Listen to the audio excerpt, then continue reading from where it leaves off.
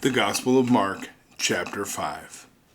Have you ever felt overwhelmed by life's challenges, facing problems that seem too big to overcome?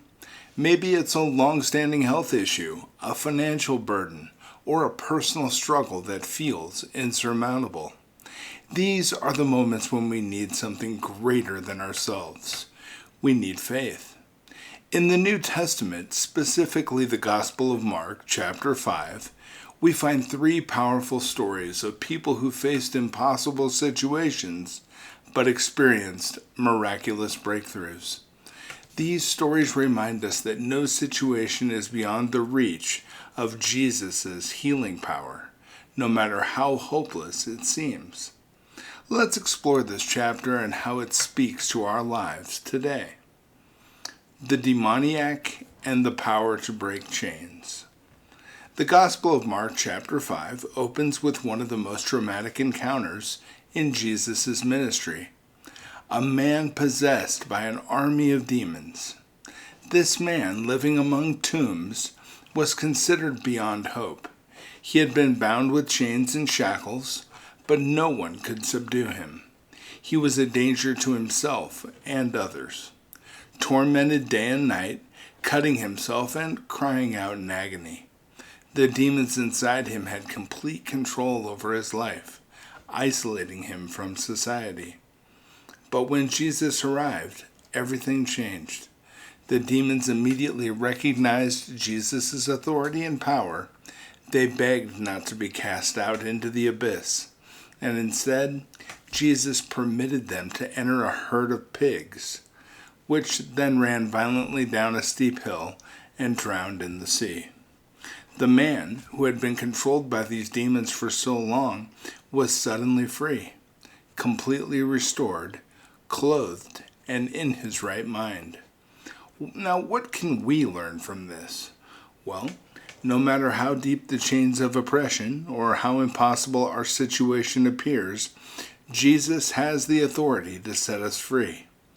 The demons that torment us, whether they be internal struggles like anxiety, depression, or addiction, or external forces like poverty or broken relationships, are no match for the power of Christ. The demoniac's transformation shows us that no one is beyond redemption. It's never too late for a fresh start with God. If he can heal a man filled with a legion of demons, imagine what he can do in your life. The woman with the issue of blood, the touch of faith.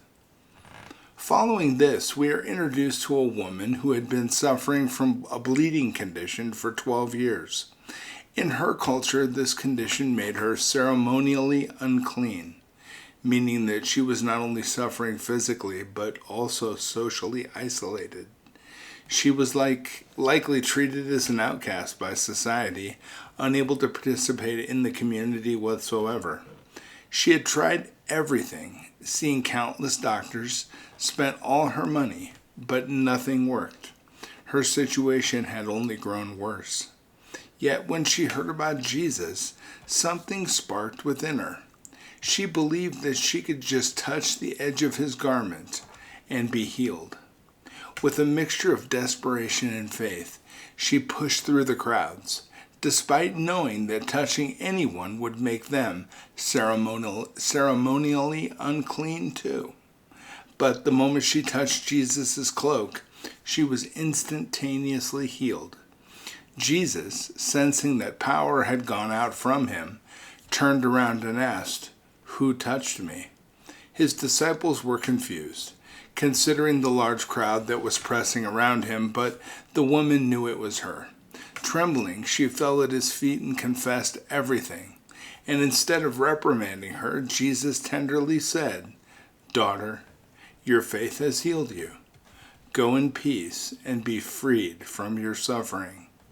So, what's the lesson for us here? This story shows incredible power of faith. The woman didn't wait for Jesus to come to her. She sought him out, believing that even the smallest contact with him could bring her healing. In the same way, our faith doesn't have to be perfect. It just has to be real. Sometimes life's hardships make us feel like we are unworthy or too broken to approach God. But this woman's story tells us that God honors even the smallest act of faith. It is not about how strong our faith is, but who we have faith in. If you reach out to Him in faith, no matter how small or weak you feel, He can meet you where you are and bring the healing that you need.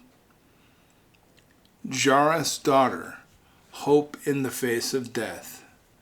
When Jesus was speaking to the woman, a man named Jairus, a synagogue leader, had already come to Jesus in desperation. His daughter was dying, and he begged Jesus to come and heal her. As they were making their way to Jairus' home, messengers arrived with devastating news. Jairus' daughter had died. The messengers told him not to trouble Jesus any further, as it was too late. Now, can you imagine the heartbreak Jairus must have felt at that moment? His last shred of hope had just been ripped away. But Jesus, overhearing this, spoke directly to Jairus. Do not be afraid, just believe. When they arrived at the house, people were already mourning. Jesus told them, the child is not dead, but asleep. They laughed at him, but Jesus was not deterred. He entered the room where the girl lay, took her by the hand, and said, Talitha cum, which means, little girl, I say to you, get up. To everyone's amazement, the little girl immediately stood up and began to walk around. Now, what does this story teach us?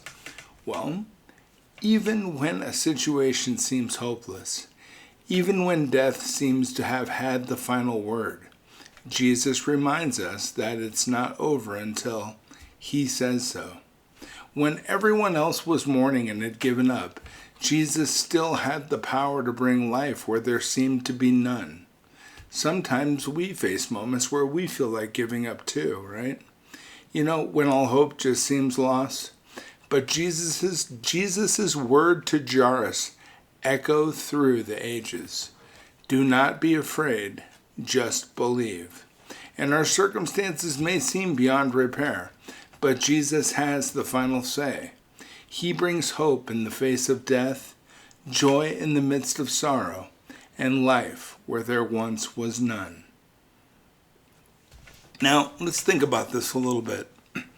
As we reflect on the Gospel of Mark chapter 5, excuse me. Sorry, I have a little thing here. We're reminded of the unstoppable power of faith. These three stories, the demoniac set free from chains, the woman healed by a simple touch of faith, and the little girl raised from death, speak to the limitless authority of Jesus over every aspect of our lives. No situation is beyond His reach.